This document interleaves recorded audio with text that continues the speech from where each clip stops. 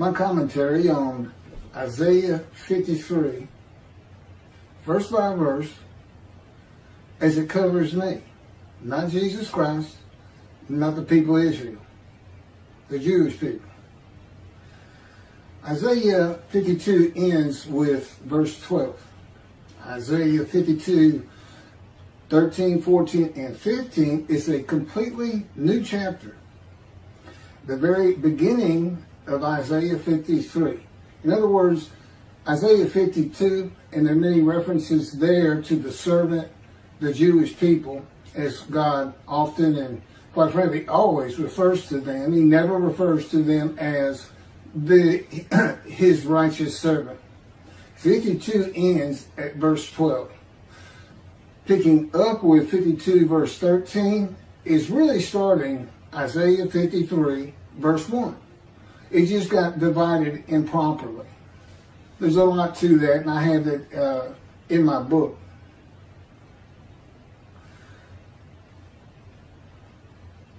Isaiah 52 verse 13. Indeed, and this starts out in quotes. 13, 14, and 15 are a multiple quote verses. In other words, this quote that 13 starts with ends at the end of verse 15.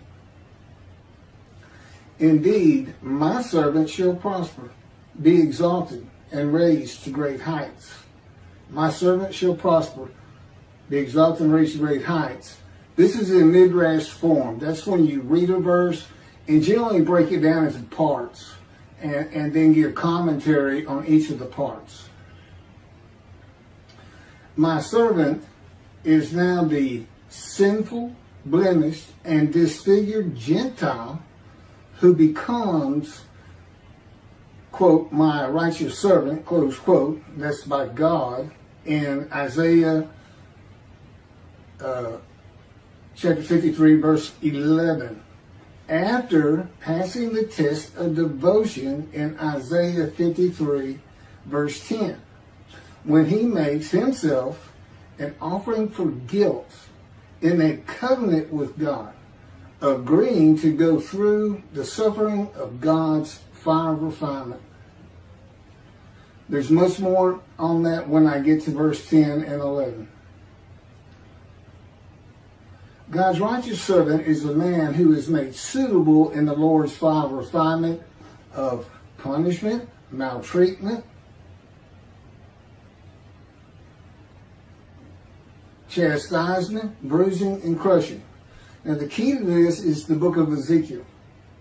He literally goes through everything that the man of Isaiah 53, the righteous servant, goes through, except he's not crushed with disease, he's not familiar with disease, and he is not wounded.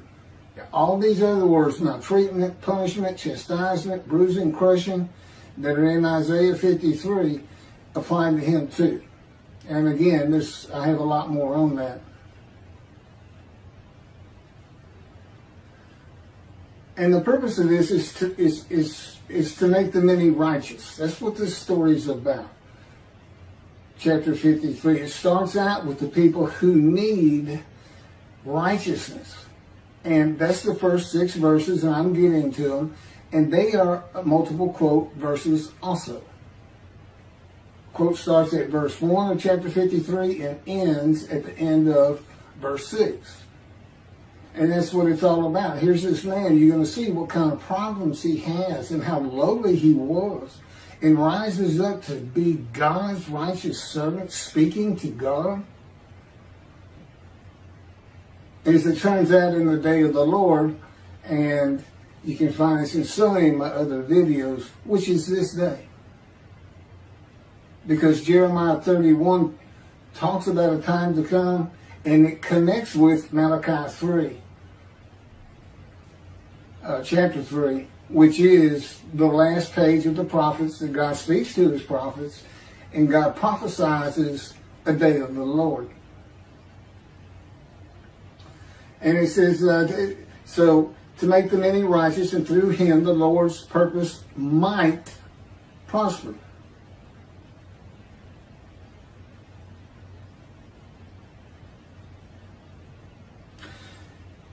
in the day of the Lord, there are 4 men to come. This is the only unfulfilled prophecies of God himself. 4 men to come. That would be the righteous servant himself, the prophet like Moses, who's never appeared, Elijah, and we find he's the messenger in Malachi 3, and of course the anointed one, Moshiach, the descendant of King David, from Isaiah chapter 11. Now, as I said, this is verse by verse and how I fit them. God came to me at birth, but did not speak to me as he did to Ezekiel immediately when his spirit lit upon Ezekiel. Then he could hear God speak. God is in his spirit. I have a little more on that in here, but it's also in many other videos. There's only one description. And the sages knew. The sages knew, although it's totally ignored today in Judaism, who says this, Isaiah 53, the Jewish people as one man, Israel, a patriarch. You had to have the description. And they believed and said the descendant of King David of chapter 11, the Moshiach, was described in Isaiah 53. They even had a name for him in the Babylon Talmud, the leper scholar. And that's because he's familiar with disease, crushed with disease, and yet by his knowledge, he makes the many righteous. Not by his death, not by his blood, not by crucifixion, by his long life. And again, it starts out with the first 6 verses where we see there are people suffering a sickness. And I'll get to that in just a second. So I, the righteous servant Elijah, though my name is Keith, clear the way for the building of the 3rd temple. Because God says in Malachi verse 1, chapter 3, behold, I am sending my messenger to clear the way before me, and the Lord whom you seek shall come to his temple suddenly. So the purpose of God that's not stated in Isaiah 53, it just is a purpose that might prosper, is returning to his temple, which means it has to be rebuilt. So when his messenger is clearing the way for him, it's clearing the way for the rebuilding of the 3rd temple of God.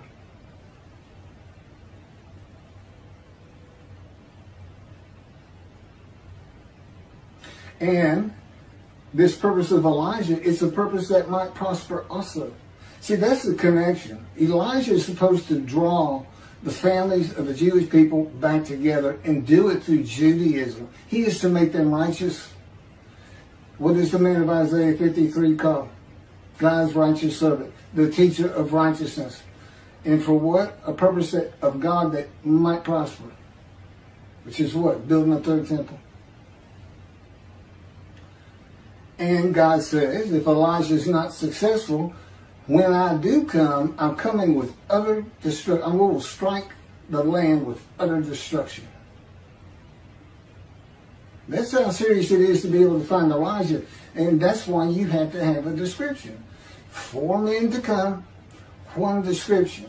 It's implicit, it's explicit, and there's no other way to look at it. And the sages would agree with me, I'm quite sure, that you have to have a description of these men. The things I hear on the internet, on YouTube, from the rabbis who talk about Moshiach, and when he gets there and people ask them, how do we know he's here? This and that and this. The answers are so varied and to me so ridiculous. You know, you're going to know who he is because he fits this description. That's what it's for. It's for the day of the Lord. Now, what's the day of the Lord about? Well, Jeremiah says, see, a time is coming, the ruined land, the desolate land will be rebuilt again. The cities restored, Jerusalem rebuilt to a size greater than antiquity, which it is today. The land shall bloom again. This all started in 1948. See, your time is coming. I'll make a new covenant with you. Not like the covenant I made with your fathers out of Egypt. I'm going to forgive your sins, and I'm going to remember them no more. And this will cause Torah to be written on your heart, which is a metaphor for basically, when the Jewish people find out God is back and God is doing what he said, that's going to draw. That's going to get these sick people back that are in the first 6 verses to righteousness.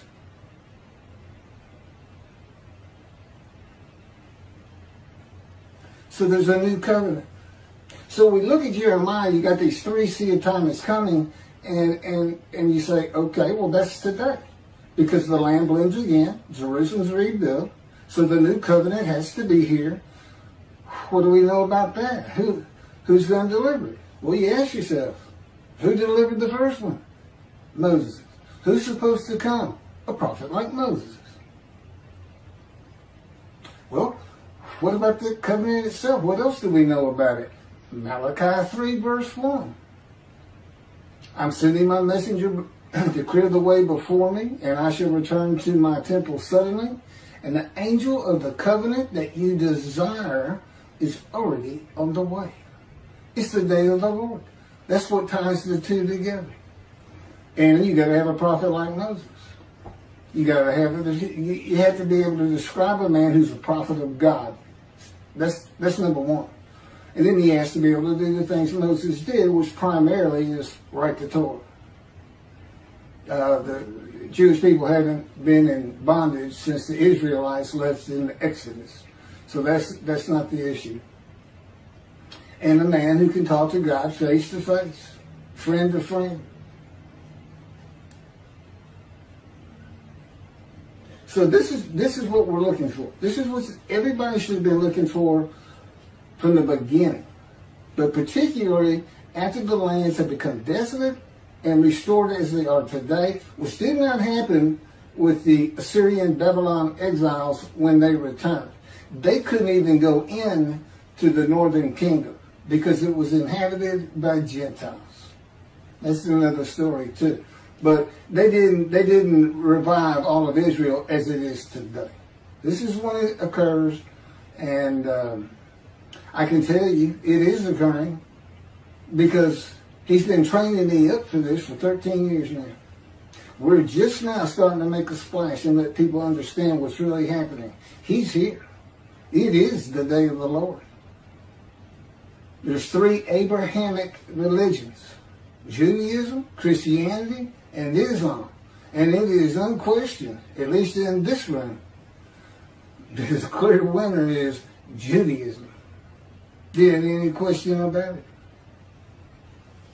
And rightfully so. What other people have suffered as they have. So this is what we're looking for.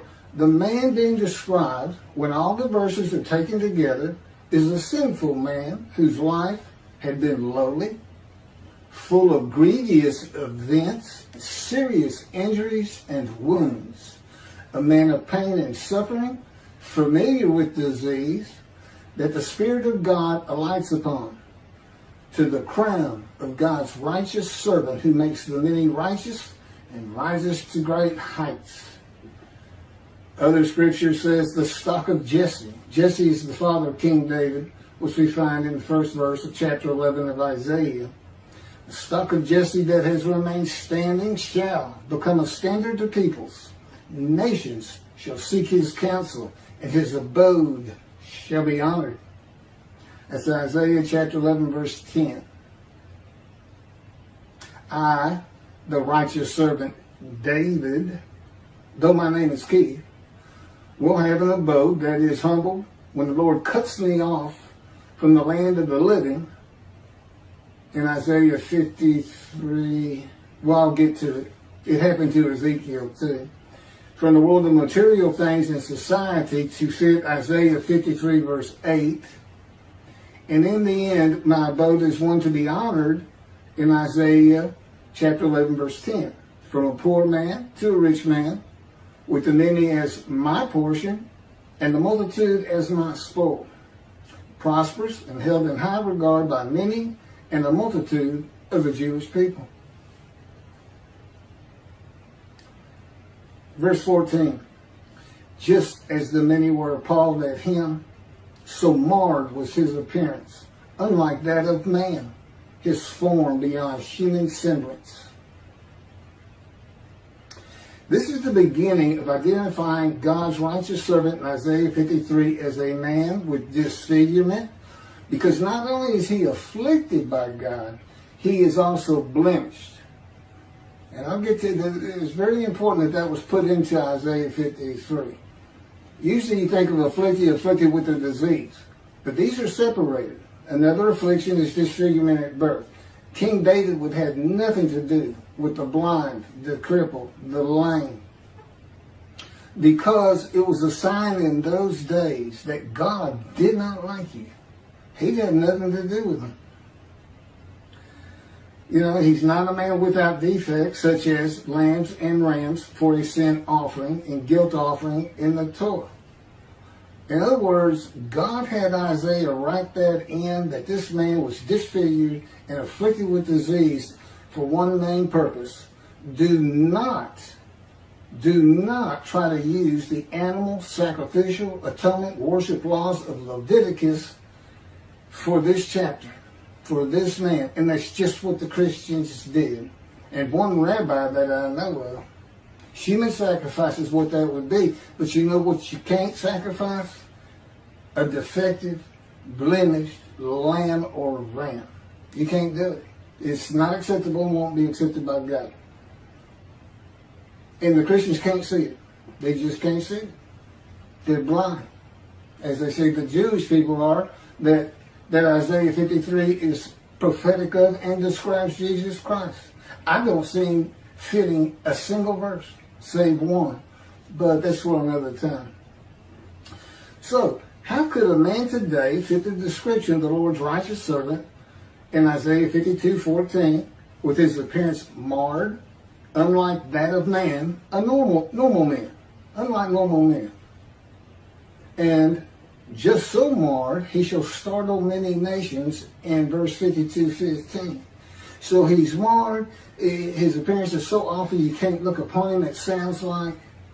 But the truth of it is, he goes on to startle many nations. Nations seek his counsel. He makes them many righteous. So he is a person who can be looked upon. There is one way and still be alive to fulfill verse 52:15, to describe a man who comes when the land blooms again, the ruined cities have been rebuilt, and Jerusalem has been rebuilt to the size as it is today, which began about 70 years ago. By the way, God dictated a book to me, Isaiah 53 and the Day of the Lord. We had put together over almost 85 videos covering every single chapter, among other things. And in addition, the second book he had me type, he dictated it. I had to learn everything. It's not straight dictation. It takes a lot of give and take, this and that, but every single word, every sentence, every paragraph, every chapter, the entirety of the book is God's. It's just like the Torah. Both of these books, and that's what I'm using. I mean, in other words, he had me put this together. I was an atheist for 50 years. I didn't know anything about Judaism. I didn't know what a Tanakh was. I didn't know what a Hebrew Bible was. I never heard of anything like Isaiah 53. I never associated with religious people. I had no training. When I say I was an atheist, I was adamant. There is no God. And it's partly because, like so many people like me, when you go through tremendously bad things, you just stop thinking there's somebody who looks favorably on me. Nothing good ever happens. And I'll bear my own problems, thank you. That kind of attitude. Now, if I were to be seen with all of my injuries from accidents and surgical operations at one time before healing, together with my congenital disfigurement, my appearance and features would be marred from that of normal man. This is my history. I was born prematurely in the 7th month without my right pectoral muscle with a shorter right shoulder and a withered arm. There's just no muscle on it, my right arm. I have a 4-inch wound from surgery to remove tissue above the missing right pectoral when I was 2 years old, my first surgery. My feet would have third-degree burns from standing on the ashes of hot coals at a 4th of July celebration when I was 4. My right knee would be a gaping wound from being impaled upon a broken glass bottle, Coca-Cola bottle. They almost took that leg off. They didn't think I'd ever be able to use it. But you would say a miracle happened. One particular doctor who could repair it walked by that hospital door, and my mom actually knew him. He had repaired my great-grandmother's hip that she broke when she was about 90 years old. And this is back in the early 1960s. So the medicine wasn't near as advanced as it is today. But anyway, he saved my leg. My left knee would be sliced open from broken glass. I crawled over playing a game when I was 11. My 2 front teeth would be gone, knocked out by a telephone receiver when I was 12. Each foot would be pierced twice with nails. Were they 16? I stepped on at a construction site when I was 17. That's a funny story. They went through my shoes and came up through the top. Left foot and right foot. My torso would be opened from the top of my rib cage vertically down to the pelvic bone from surgery to repair a .22 caliber gunshot to my abdomen. It went in through my front right side and came out over here on my left back side. It was just like an angle, almost straight across through me from about 2 feet away. And it pierced my bladder, colon, and intestines, and that was when I was 18. My upper jaw, the teeth, gums, and bone would be severed from my skull from orthodontic surgery, with my face swollen to twice its normal size when I was 38.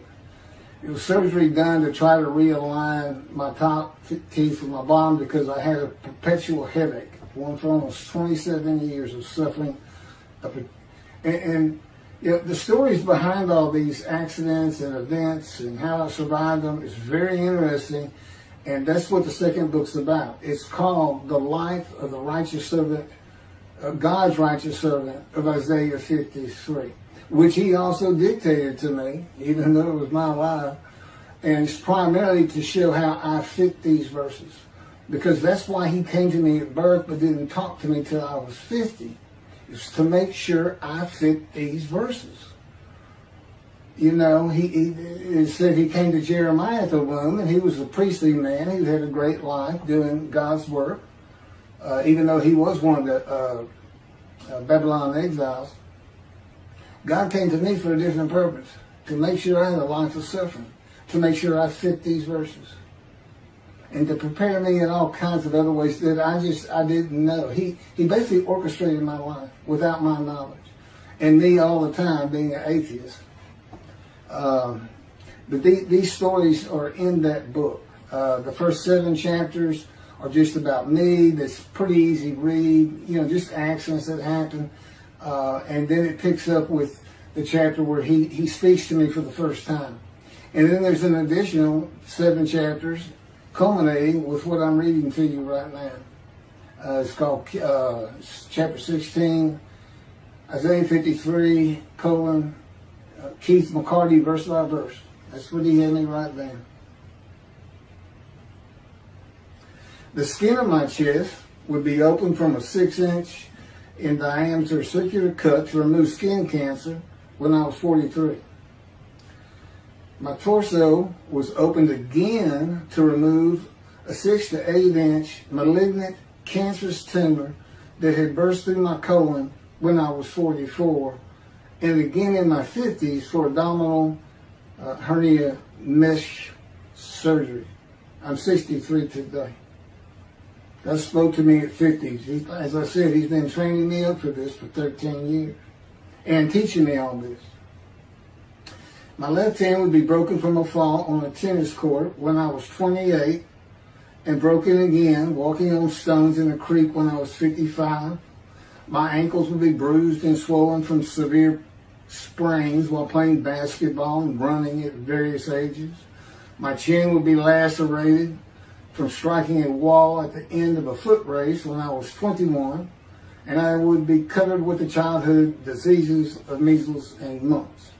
Now, if you could just imagine all that at one time, before healing, you know, it's kind of like the Passion of the Christ. You know, they say he fits all these things.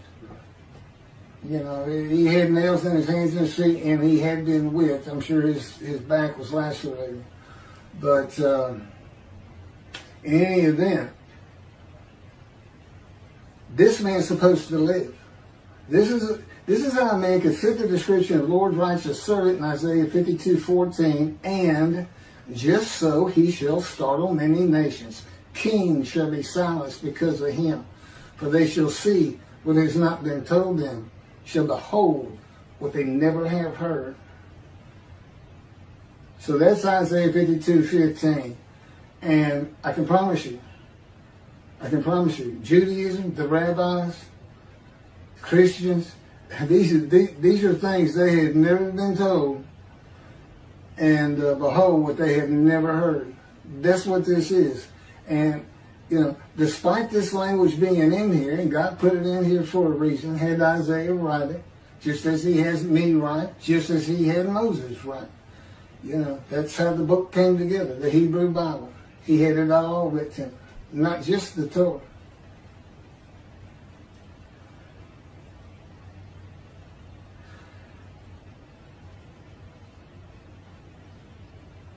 Okay, so, nations, the Gentiles, startled, and kings, leader of nations, silenced by seeing the following. God's righteous servant, his servant David, Elijah, and the prophet like Moses as one man, hearing that God's righteous servant arrives in the time to come of Jeremiah 31, which is the day of the Lord. That God's righteous servant is the only man to come who is described in the scripture, and is inherently and implicitly the anointed one, David. God calls, you know, they call him King Moshiach.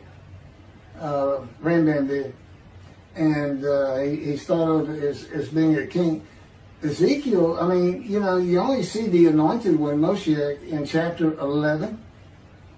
And God just says, my spirit's going to light upon a descendant of King David.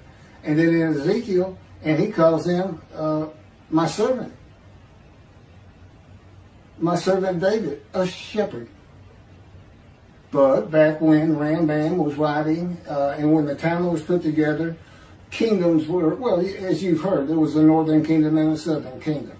So if there's a descendant of David coming back, then it's thought that the Davidic dynasty would be resurrected. Well, that's not going to happen today. And God knew when this time to come was going to be, for the most part, to the very day. But and that Israel will be a democrat country. So, forget all the kingdoms and this and that you hear taught about this messianic era that the rabbis teach.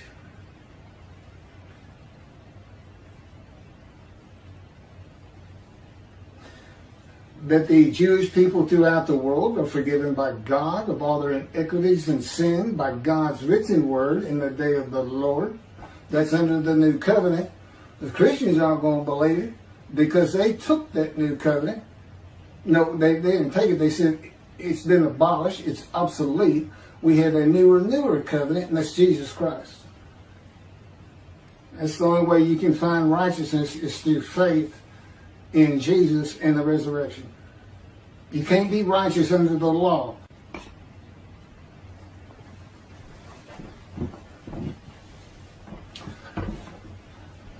Okay, I can only put a half an hour on my camera at a time, and it just ran out. But let me pick back up and keep going. That heaven is being created for only the Jewish people. That God's righteous servant, like Isaiah 53, is a Gentile. That's going to floor everybody. There are Christians who believe that man describes Jewish, and you can better believe Judaism does too. Even though, not the man described in Isaiah 53, but the Moshiach of Isaiah chapter 11. Well, he's not. And God had good reasons for that. Very good reasons. And that's in the beginning. When we make it to Israel, I'm going to convert Orthodox and become a Jew. That Jesus, being a Jew, cannot be God's righteous servant. And there's one reason right there.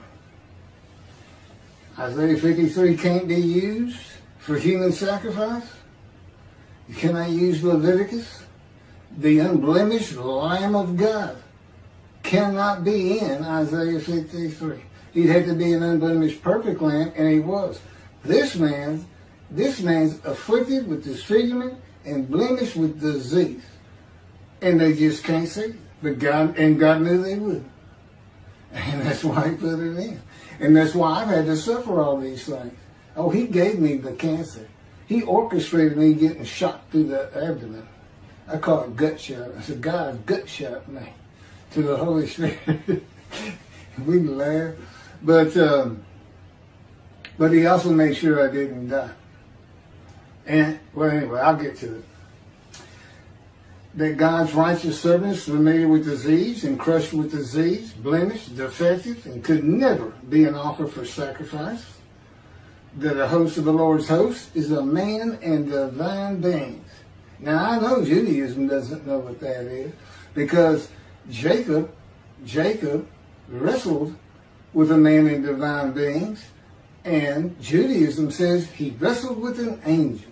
No, he wrestled with a man who the Spirit of God had lit upon and entered, as we see with Ezekiel, and lit upon, as in chapter 11 of Isaiah, and you could hear God speak. Well, that's two beings. That's the Holy Spirit of God. He's a person. He's also known as the angel of his presence. He's an angel and he's spirit. And I have videos on that. So, and there's God. And they just went to a man nearby and said, wake up. You see this fellow over here sleeping? His name's Jacob. Go jump on him and start wrestling. And he said, don't worry about it. I'm going to put the cords of my power around you. I'll orchestrate the whole thing. You won't get hurt. And then through that man, God spoke to Jacob and changed his name to Israel. And that's where it all really starts. It started with Abram, the Hebrew, who became Abraham, but on and on. And that man, if God comes to you, that man was a host of the Lord's host. And I have videos on that. There's 4 or 5 other examples, powerful examples in the scripture on that, but only one place you can place the man as being a host of the Lord's host. It's the captain of the Lord's host. He's right here.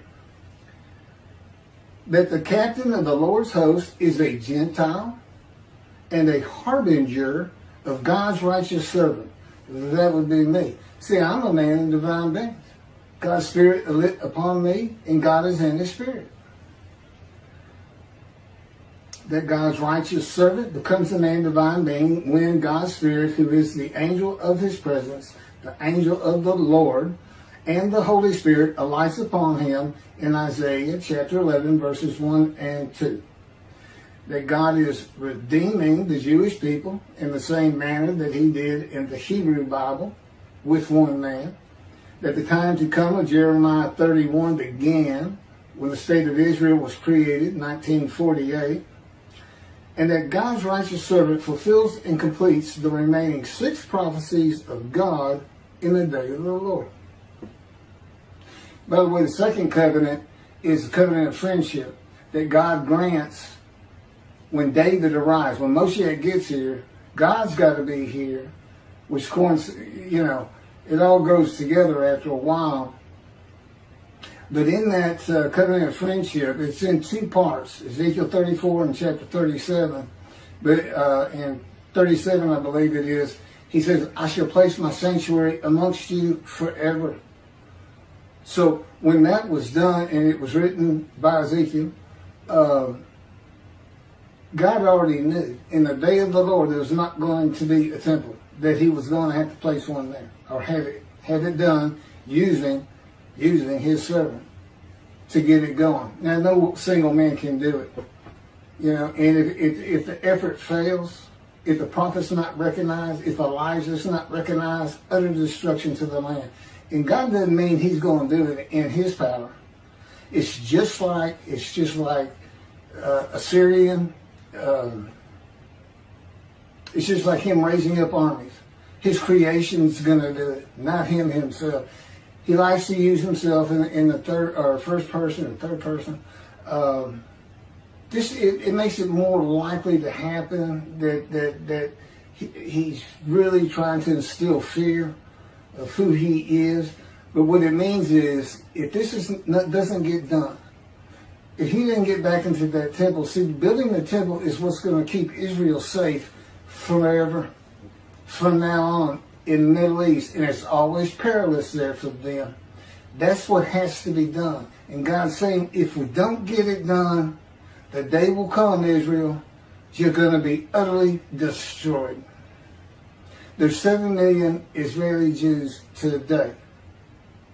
If the land is utterly destroyed, I would guess a minimum of 6 million people are going to die. And that should ring a bell that says, never forget. Don't think it can't happen. Okay, picking up with the actual chapter 53 that we have in the Bible. As I said, it actually starts at 52:13. The first speakers of Isaiah 53 are the witnesses of the righteous servant in the quoted multiple verses 1 through 6. The many who are made righteous by God's righteous servant.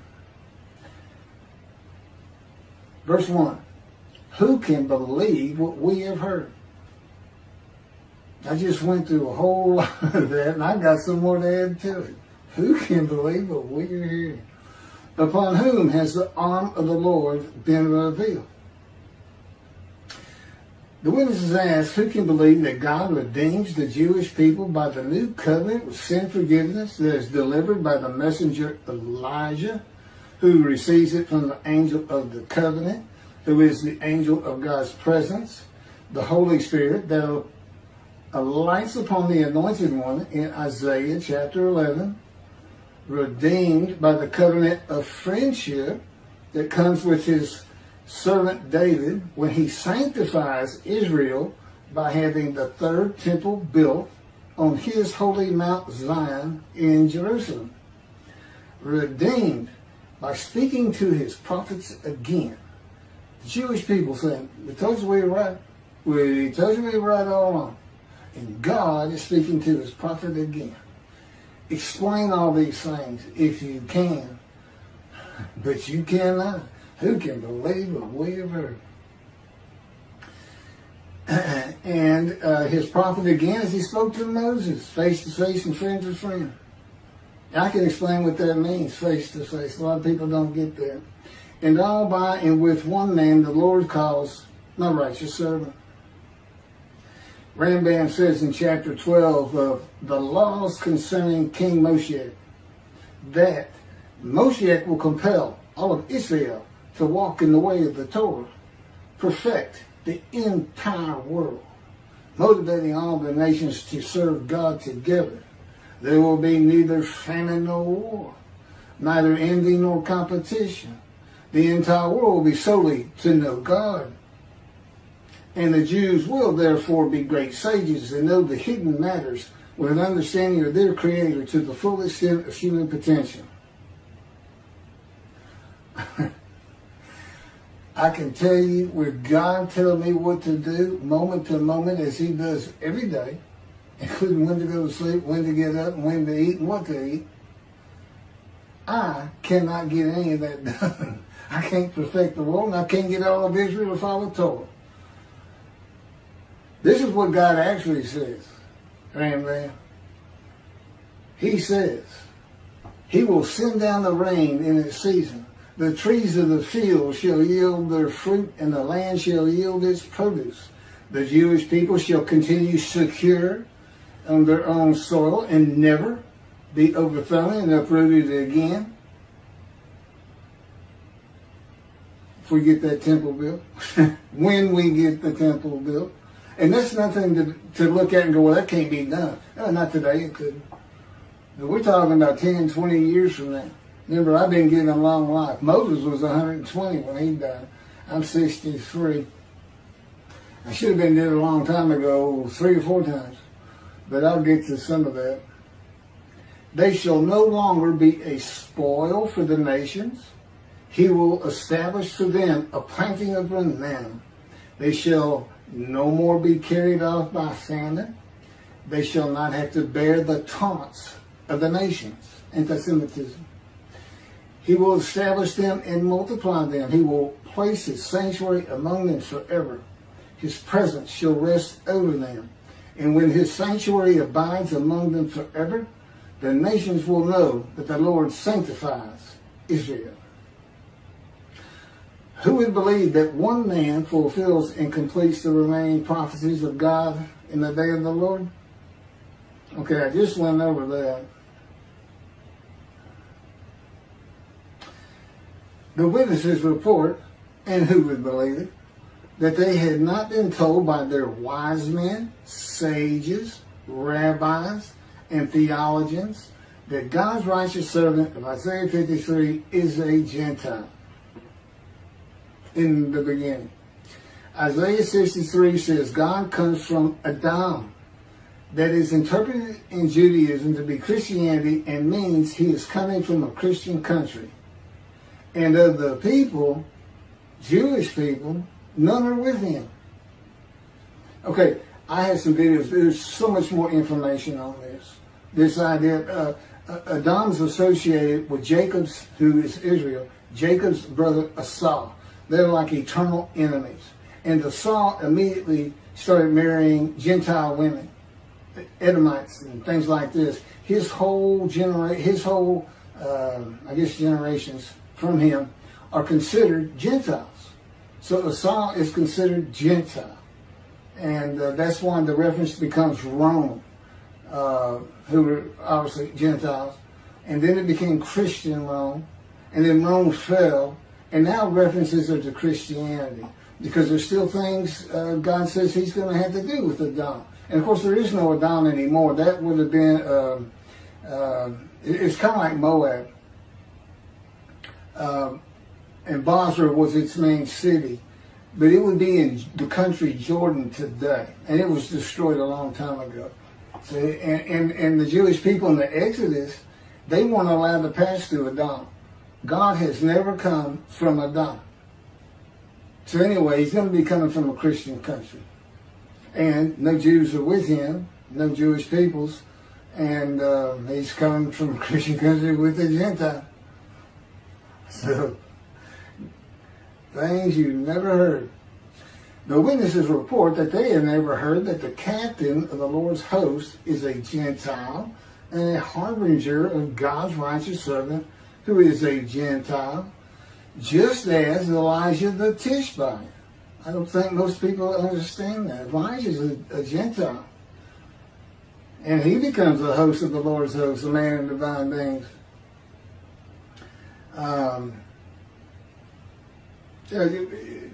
There's no Tishbites in the Bible. There's lots of genealogy, especially in Chronicles. There's no Tishbites. There's no clan of a Tishbite. And it also specifically says, I'm pretty sure more than once, an inhabitant of Ramoth Gilead.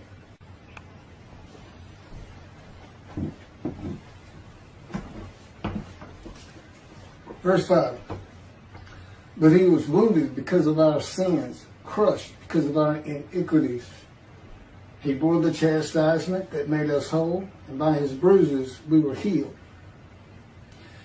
The book of Ezekiel is the key to understanding Isaiah 53.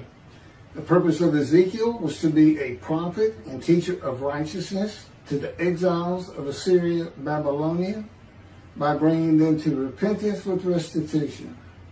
To prepare him, God said, I will make your face as hard as theirs, and your forehead as brazen as theirs. I will make your forehead like adamant, harder than flint. Do not fear them, and do not be dismayed by them.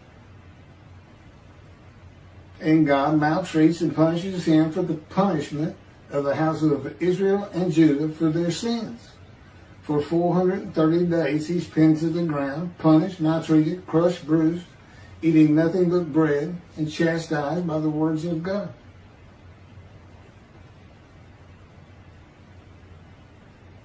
God's righteous servant, that is me, is a man of suffering throughout his life, with persistent hardships and troubles, grievously affected, especially by disease, and severely injured at one time or another.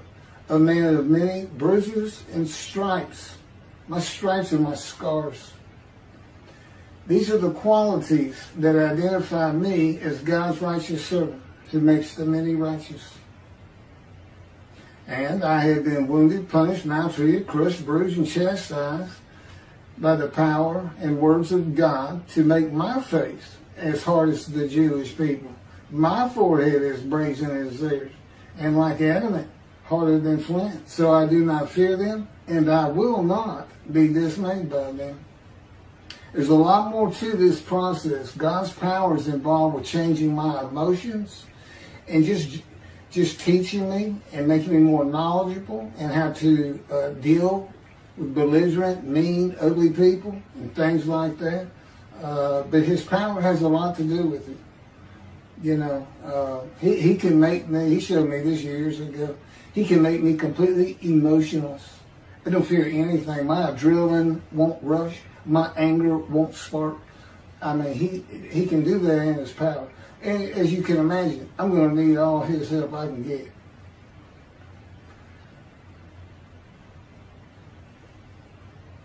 Verse 6, we all went astray like sheep, each going his own way.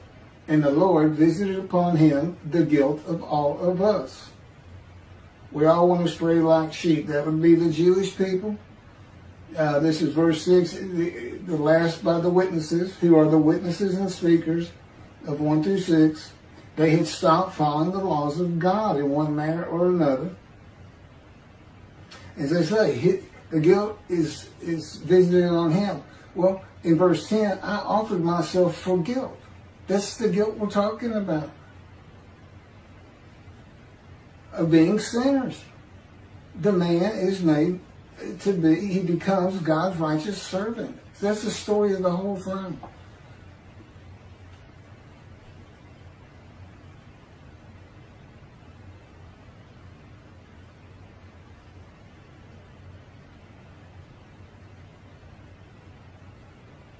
So, I accepted God's offer of possibly, it says he might have long life, possibly having long life after being crushed with disease in return of offering myself for guilt. It's a covenant between me and God. God and the Gentile, a covenant.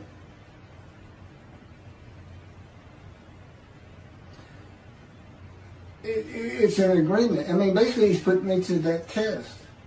You agree to go through my fire of refinement. And he's trying to tell me how awful it is and what it's going to take and how it's going to change me. And then he makes it tough by saying, I might give you long life. So you're like, I got to go through all that, not really understanding it, and you might give me long life? He said, that's correct. Will you offer yourself for guilt or not? You know, that's how he's talking to you. You're just kind of like, you know better than to say, could I have a moment to think about that? You know better. You just do. And you know, you can't take the guilt of other persons. I offer myself for the guilt of the Jewish people for their sinning. These witnesses. And the many and the multitude made righteous.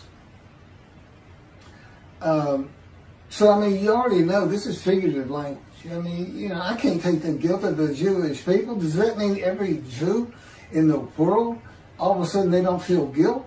I mean, they're known for that. They're feeling guilt because the world is oppressing so much. You know, it's a stereotype, but it's one that has been there a long time. But so basically, those who remain righteous no longer feel guilt, though I do suffer greatly in God's fire of refinement. So that's the last of the verses by the witnesses. The second speaker of Isaiah 53 is Isaiah himself, the prophet, in verses 7 through 10.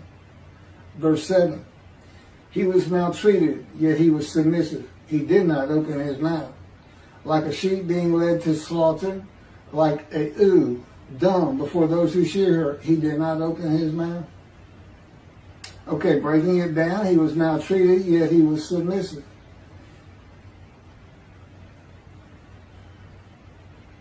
Okay, maltreatment, that's just part of God's fire of refinement. I mean, when God maltreats you, let's just say this, you haven't been maltreated until God does it. He's very good. It hurts because it's God. You know, I mean, you know, your wife or your kids maltreat you, that hurts.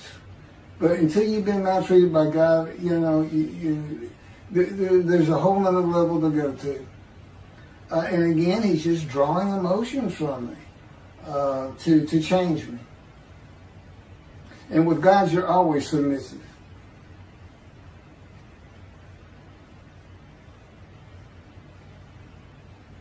Ezekiel said he went in bitterness and the fury of his spirit in the hand of God. That's the fire of refinement. I mean, if you're in the hand of God, you feel like you're safe, things are going to be good, he's going to help you out of your problems. No, Ezekiel says he's just livid, furious, and then bitter, not happy. See, he didn't ask him, he didn't make a covenant with Ezekiel. Ezekiel said, the Spirit sees me. God doesn't have to ask you to be a prophet. God doesn't have to ask you to go through his fire of refinement. There's so many reasons for that, this figurative speech that I go to a lot more detail in the books particularly and in some videos. And so that's what he's doing with Ezekiel when he pins him to the ground, makes him eat bread, says some bad words to him. It makes you meek and humble.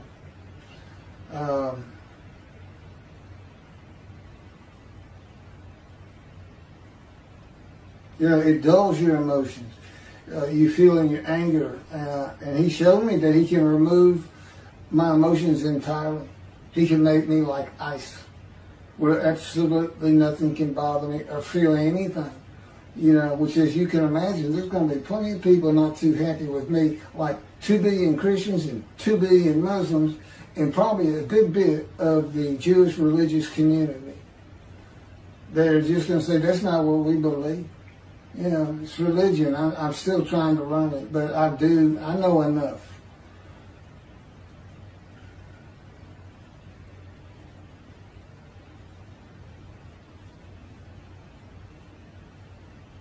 It's also removal of self-will. God has absolute control over me. His power envelops my body, my head, my mind. I don't make any decisions of my own. One of the first things he had me do was terminate my law licenses. I had a license in Hawaii and here in Texas, where is where I always practiced. And I was a board-certified specialist in oil, gas, and mineral law. And he said, that's it. You're not practicing law again. And he actually had me terminate my licenses. I said, what am I going to do for money? He said, you're not going to have money. I said, okay. See, that's maltreatment right there. Terminate your law license and then get smart with it. Oh, he's rough, people. But he's a great person. He did not open his mouth. Okay, when God revealed himself to me in 2007, he took me from the world, the land of the living and material things, alone, no more working, no phone, no car, no computer, no law licenses, no bank account, no credit cards, and no money without explanation to friends and family. Silent as a lamb. I mean, to everybody, it's just like, I just disappeared. You know, you just, no work, no social life, no friends, no money. You can't do anything. Verse 8, by oppressive judgment he was taken away. Who could describe his abode? For he was cut off from the land of the living. That's what I was just talking about. Through the sin of my people who deserved the punishment. Again, that's figurative speech. Okay, I wasn't taken away because of the sin of the Jewish people. It's just that I'm going to be the righteous servant. They've been sinning. I'm going to bring them back into righteousness through Judaism. And, you know, I'm the one getting punished. And, you know, when you think about it, a sinner, especially when they die, they may get punished then. It's not really true. I have a lot of information on that. Again, I have the knowledge of Elijah. Okay? I as far as anything and everything unseen from the heavens, from heaven, how angels are created, how Adam was created as a man. Think about that. You know, we kind of grow up and evolve in our learning and our knowledge of those things around us, and all of a sudden he just comes to be and he's already a full-grown man. I know all about that. By oppressive judgment he was taken away. Okay, the oppressive judgment is being guilty and receiving a sentence of imprisonment and of maltreatment, chastisement, punishment, bruising, and crushing until suitable for God's purpose. A purpose that includes making the many righteous. Okay, I've written 2 books, as the prophet like Moses would. I've put together almost 85 videos now at God's command and direction. The very words I use, and this is the books themselves. And I'm still in the fire refinement. He has gotten tougher, more painful every year. And he has not let up on me. I mean, doing these videos and writing the books is about the only time he lets up on me. So I really enjoy doing this. Who could describe his abode? Well, all of Israel will be able to describe my abode of the righteous servant because of social media and phones with cameras, and abode to be honored in Isaiah 11. I would like to see somebody, and Jesus did have a house. I'd like to see somebody describe that. It's not described in the New Testament. My abode today is room and board in return for care and assistance to my elderly parents in a townhome in Houston, Texas. My dad's 93. My mom's 86 or 7. Their condo is paid for, and we, for all these years, have been living on their Social Security for, you know, keeping the house going and food.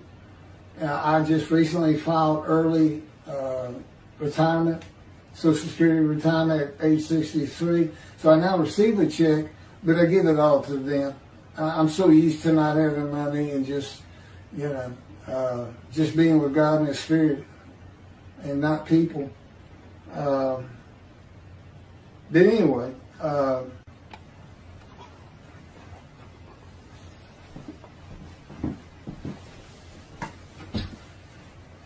verse 9, and his grave was set among the wicked, and with the rich in his death, though he had done no injustice and had spoken no falsehood. This verse says the righteous servant of God was poor, but dies a rich man.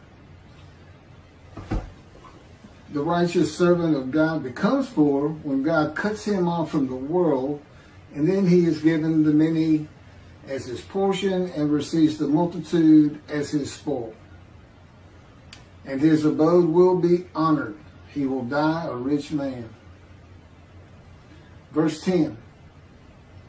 But the Lord chose to crush him by disease, that if he made himself an offering for guilt, he might see offspring and have long life, and that through him the Lord's purpose might prosper. So he might be given long life, and the Lord's purpose might prosper. God's righteous servant will be familiar with disease and his life crushed because of disease that he is afflicted with by the power of God.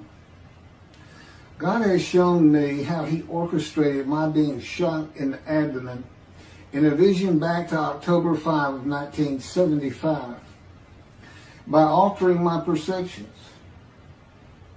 Had he not done that, I would have removed myself from harm's way. And you can also find that in Isaiah chapter 11, I believe it's verse 3, that he will not make judgments and decisions by what his eyes and ears perceive. God will decide what I perceive. He'll decide my judgments, and he decides my decisions and what my eyes see. The bullet passed through my colon, bladder, and intestines. I was 18, and this is when the doctor said a tumor began growing in my colon based on its size when surgically removed when I was 44 years old, shortly after the 9/11 terrorist attack on New York. God tells me that the trauma to my colon activated dormant cancer cells, and in his power, he made sure they did not go dormant again. And now I survived the colon cancer. They had to open me up, just as they did with the bullet wound, from stem to stern. Remove about an 8-inch tumor that had burst through my colon. I had been bleeding internally for months. And it metastasized. It spread to my lungs. I didn't know that at the time, though, but so anyway, they removed the tumor, and I took chemotherapy for colon cancer. And then they had me come back in months later and started running more tests, and that's when they found lung cancer. X-rays of my lungs. My chemo had been specific to colon cancer. And then, my dad's sitting right there with me. And they took the x-rays twice, and they showed them to me, and it's just white spots all over my lungs. And they said, the white spots are cancer, and it's too advanced for us to even try and treat. And I said, well, what does that mean? You can't treat it. And he says, it's too advanced, so you're going to die, and you're going to die real soon, as in a month or so. And as I think I've already mentioned all this, but in verse 12 says he was exposed to death. But that was when the planes hit New York. I'm sure I must have covered this in chapter 52, verses 13 through 15. But in any event, I never went to see a doctor again. I mean, I just walked out there and that was it, But I wasn't experiencing symptoms. And I even mentioned that to him. I wasn't coughing, I wasn't hacking up blood, there was no shortness of breath. Nothing to really tell me that I was about to die of lung cancer. And I know now why. God knew they were going to be taking those pictures. And that's when he, in his power, gave me advanced stage 4 lung cancer. And then after the pictures, he removed it. But I didn't know that. And so it crushed my life. But it wasn't because I was, went through this horrible ordeal in a hospital. Like I've seen pictures of Lance Armstrong, the great bicyclist, what he went through, and of course he came out of it with incredible treatment and surgeries. I just left the hospital and never really experienced lung cancer. Now I did the colon cancer. That was brutal. It was really bad. I didn't know what was wrong with me, but not the lung cancer. And that's how God crushed me with disease. And I was familiar with disease, and I'd had skin cancer. So, in any event, that he would make himself an offering for guilt, it's an offer. It's an offering of one's self and soul to God for the guilt of the sinning of the Jewish people, in particular the many made righteous who were the witnesses of verses 1 through 6. And that was in return for possibly having long life and seeing my children. I have 3, by the way. It was a covenant between me and him. You offer yourself for guilt, I might give you long life. But here's what, and then he explained to me the fire of refinement. He said, well, what's really going on is, he says, you can't take the guilt of the Jewish people. Okay, that's figurative speech. But I did, it's kind of the way it evolved. I mean, at first he put it to me, you just got to do it. And of course, I've been told I was going to die. And here's God telling me, I might give you long life. Well, I'm going to accept that. The offering is only a test of my devotion to him and to his purpose, which he had been explaining to me, and who I was going to be and become. It's very similar to the binding of Isaac. I mean, God knew all along he wasn't going to let Abraham kill Isaac. He knew all along, but Abraham didn't know that. And so when we were first talking that, I didn't know that. And he's telling me, all these things like wounding, maltreatment, as we go through Isaiah 53, punishment, chastisement, bruising, crushing, in his power is what he's talking about.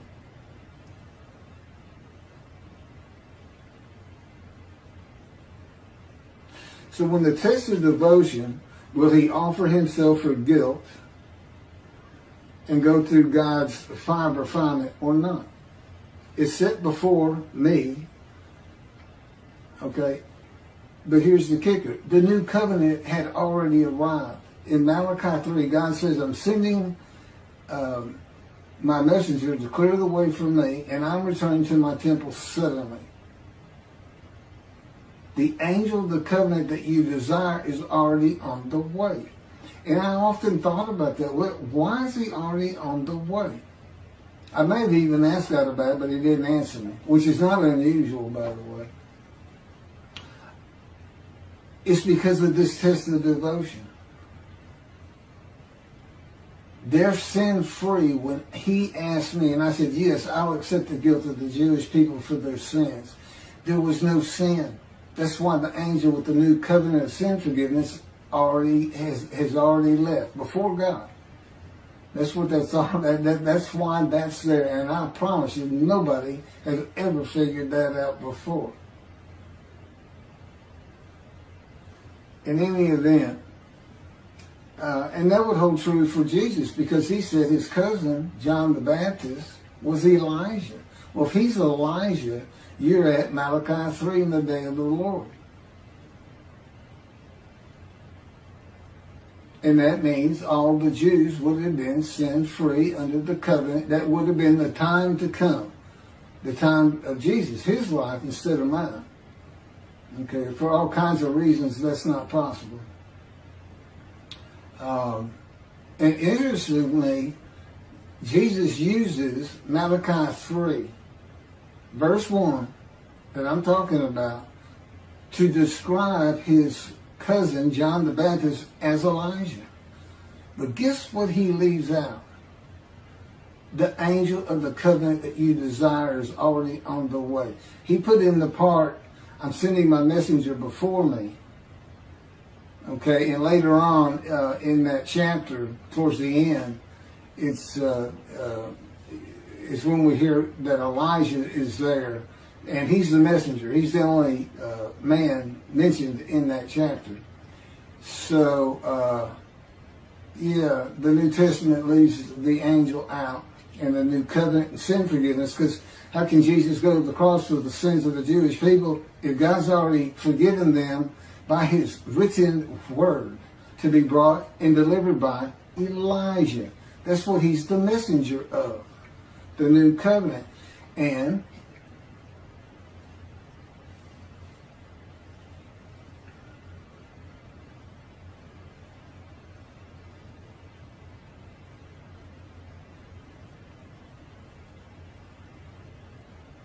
So the reality is there is no guilt or sin for the man to bear.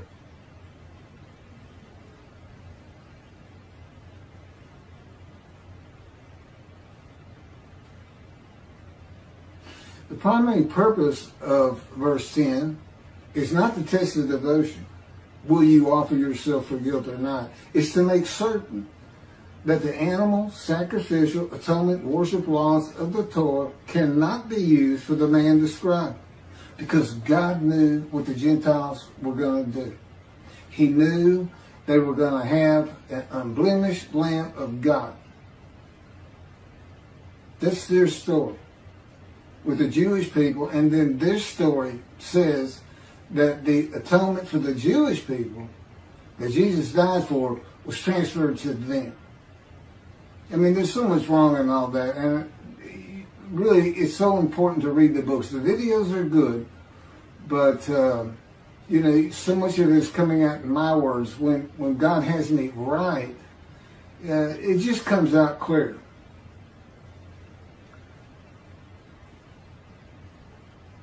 There's no other reason God would crush a man with disease. He didn't crush Ezekiel with disease, who goes through the same things except for the wounds as the man of Isaiah 53. It's the same words. He's maltreated. He's punished. He's told, you're being punished for the punishment of the houses of Judah and Israel. And bruised and crushed. Well, if you're pinned to the ground for over a year, you're going to be bruised and you're going to be crushed. Because it's God's power that's keeping them there on the ground. I'm very familiar with that power. I have been pinned more than one time in that power. If for no other reason to be able to understand what Ezekiel went through.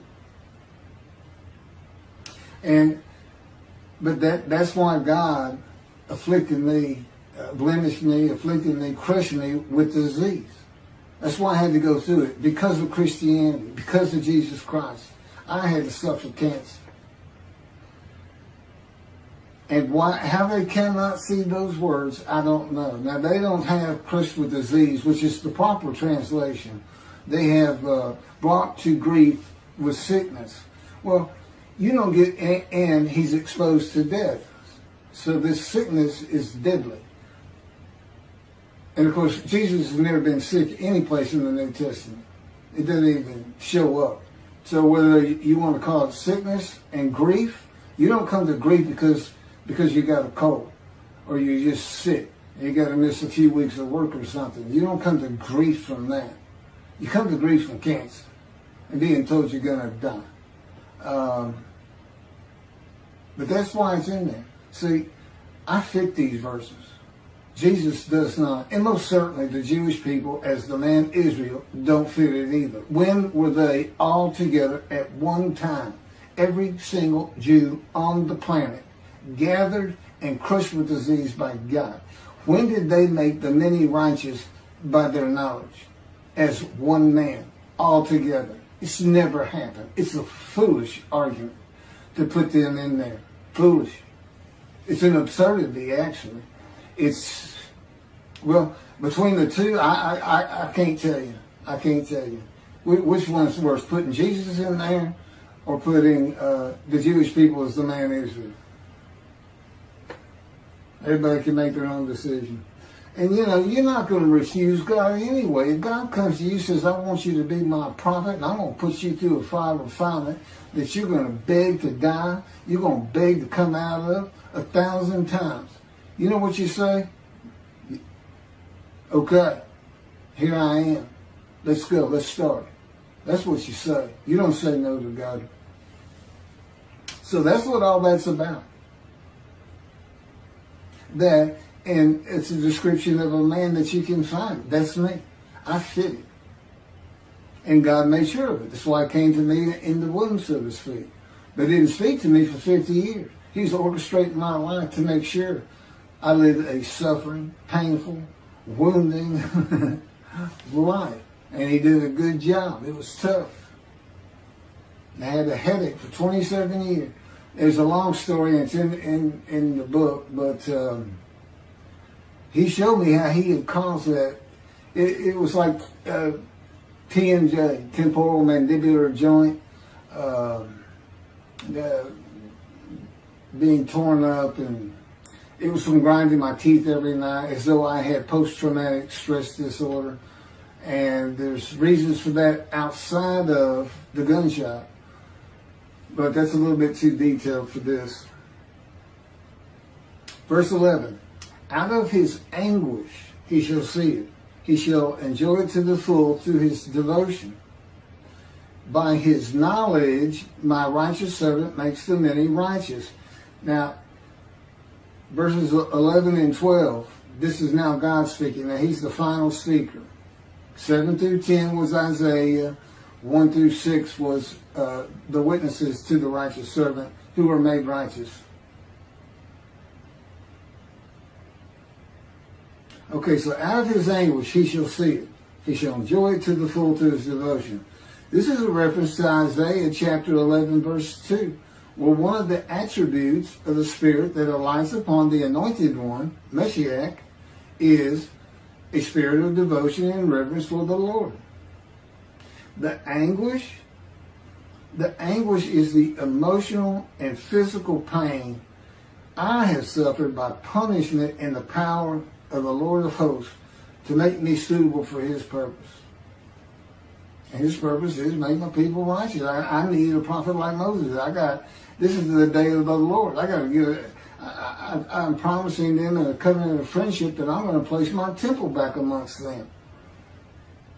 When David's here, Moshiach, the anointed one, all this happens at the same time, and Jeremiah tells us when the desolate lands are restored, when they bloom again, the cities restored, Jerusalem rebuilt to a size greater than antiquity, and it is.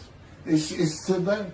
That's what it's for. It can't apply, Jeremiah wrote this, it can't apply to the Assyrian Babylonian exiles because they had nothing to do with the lands of the northern kingdom. If you want to say it become desolate, but there were Gentiles there.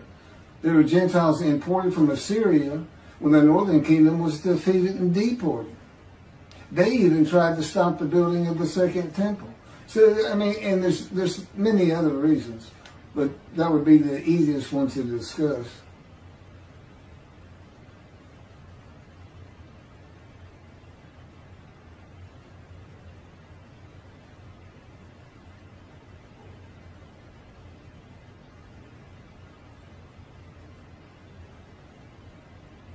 Verse 12, assuredly, I will give him the many as his portion. He shall receive the multitude as his spoil. For he exposed himself to death and was numbered amongst the sinners. Whereas he bore the guilt of the many and made intercession for sinners.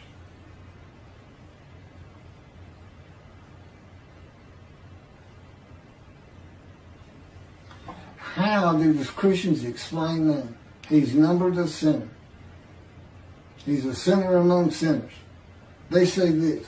They say, Jesus was crucified with a sinner to his left and a sinner to his right. So 1, 2, 3, he's counted as a sinner. Now, we're trying to find somebody. This is a description of a man, these verses. We're trying to find somebody, not making up things to say, well, we know he's not a sinner. He's the unblemished Lamb of God, but he's numbered a sinner because he was crucified with sinners to his left and his right. Okay, I call that Christian logic. You know, same thing is, how does an unblemished Lamb of God fit into a chapter where the man is blemished and familiar with disease and crushed with disease? How do you fit an unblemished lamb in there? And of course, all of that comes back to Leviticus. If you offer a perfect, unblemished lamb for sacrifice, you're forgiven of your unintentional sins of that year. You know, if you had done that. And by the way, yeah, it's not intentional sins. It's only unintentional sins.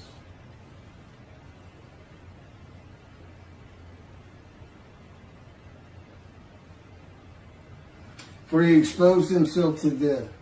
Jesus was never exposed to death. He died. Okay? He's crucified and he died. There's no other time in his life he was exposed to death. You know, when I was born, they told my parents, take him home. Born premature, 7th month. They just take him home. His intestines haven't formed correctly. He cannot eat, and he's not going to be able to. Just take him home. He's not going to make it. But I did. I survived. There's a story about it. As with so many things, I've been shot to the abdomen. It was 8 hours before I could get to a hospital.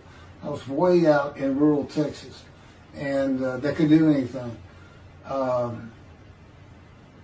You know, and we went to a small hospital, and they said, we got to send you to Houston. We can't do anything. I said, can you give me something for pain? They said, no. Your vital signs are way too low. If we gave you morphine right now, you'd just drop flat out dead. That's where I was when I got, and I was still some 6-7 hours from Houston. And I had to hold on with everything I had. I was exposed to death. I was ready to, you know, I just knew I couldn't fall asleep, couldn't shut my eyes. I'd never come back.